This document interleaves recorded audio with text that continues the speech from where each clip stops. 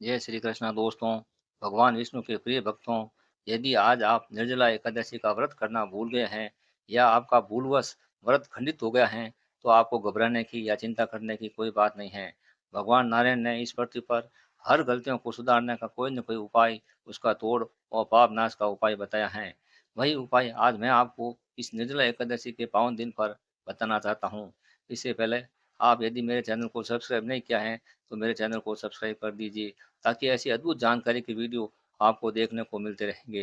दोस्तों, यदि आप निर्जला एकादशी का व्रत करना भूल गए या आपका व्रत खंडित हो गया हो, तो आपको ये 5 उपाय करने होंगे। वही 5 उपाय मैं आज आपको बताना चाहता हूँ। पहला उपाय है भगवान के 10 अवतार की कहानी सुनना। भगवान के 10 अवतार की वही कहानी आज मैं आपको सुनाना चाहता हूँ। आप ध्यानपूर्वक भक्ति भावना से सुने। दोस्तों, भगवान विष्णु का पहला अवतार मत्स्य अवतार है। प्रलय के समय शंकासुर नाम का एक राक्षस ब्रह्मा जी से वेदों को चुराकर समुद्र की गहराइयों में छिपा दिया था। तब भगवान विष्णु ने एक विशाल चमकती हुई सुंदरी मछली का रूप धारण कर उस राक्षस का अंत करके वेदों को ब्रह्मा जी को लौटाया था। प्रलय काल में वेदों की रक्षा और सृष्टि के बीजों को सुरक्षित राजा मनु की नौका को प्रलय के जल से पार लगाया। भगवान विष्णु का दूसरा अवतार कूर्म अवतार है, जो कि एक बड़े कछुए के रूप में है। दोस्तों, जब समुद्र मंथन हुआ था, उस समय मंदार पर्वत का उपयोग किया गया था, लेकिन बिना किसी आधार के वह पर्वत समुद्र में डूबने लगा। तब भगवान विष्णु ने विशाल कछुए का रूप धारण करके अपनी पीठ पर पर्वत को थाम लिया था। इससे समुद्र मंथन पूरा हो सका और देवताओं को अमृत प्राप्त हुआ। दोस्तों, भगवान विष्णु का तीसरा अवतार वराह अवतार है, जो कि एक बड़े सूअर के रूप में है। हिरण्याक्ष नामक राक्षस ने पृथ्वी को समुद्र के गहरे रसातल में डुबा दिया था। तब भगवान विष्णु ने वराह रूप करके उस हिरण्याक्ष राक्षस का अंत करके पृथ्वी को बाहर निकाला था। तब पृथ्वी ने भगवान के वराह अवतार से शादी कर ली और उनके एक पुत्र हुआ, नरकासुर। भगवान विष्णु का चौथा अवतार नरसिंह अवतार है।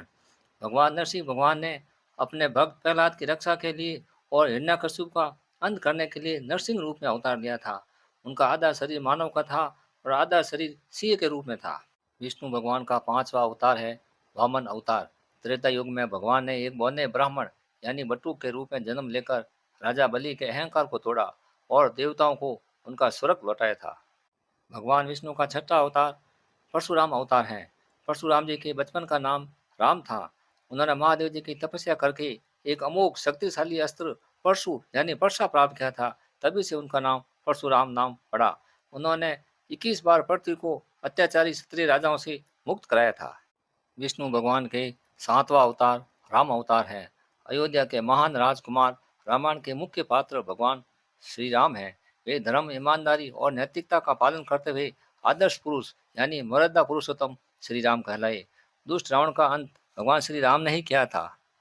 उन्होंने राम के रूप में कई राक्षसों का अंत करके धर्म की स्थापना की थी। भगवान श्री विष्णु का आठवां अवतार है कृष्ण अवतार। जब जब पृथ्वी पर धर्म की हानि और अधर्म का बोलबाला बढ़ा है, तब तब अलग अलग रूप में अवतार लेकर भगवान विष्णु ने बुराई का नाश किया था।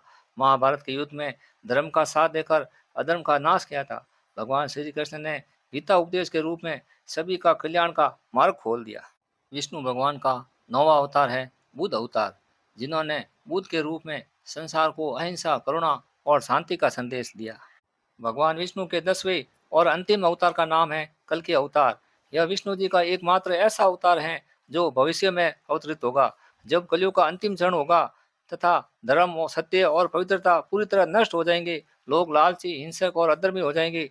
जब चारों तरफ अंधकार और पाप का बोलबाला होगा तथा दुष्टों का विनाश और धर्म की पुनः स्थापना करने के लिए भगवान श्री विष्णु कल्कि अवतार के रूप में प्रकट होंगे। भक्तों, भगवान विष्णु के 10 अवतार की अभी आपने जो कथा सुनी, वह बहुत ही पुण्यदायिनी है। इसका फल निर्जला एकादशी व्रत से 100 गुना अधिक है। अब दूसरा उपाय सुनिए। दूसरा उपाय, भगवान विष्णु को तुलसी दल अत्यंत प्रिय है। यदि आज के दिन आपने विष्णु भगवान को सच्चे मन से यदि केवल एक ही तुलसी दल अर्पण कर दिया, तो आपके सारे पापों का नाश हो जाएगा। जब पापों का अंत होगा, तो हमारे जीवन में उन्नति के रास्ते अपने आप खुल जाते हैं। तीसरा उपाय, विष्णु भगवान के सहस्त्र नाम का जाप करें। यदि आप सहस्त्र नाम का जाप नहीं कर सकते, तो अपने फोन पर सहस्त्र नाम का जाप सुन सकते हैं।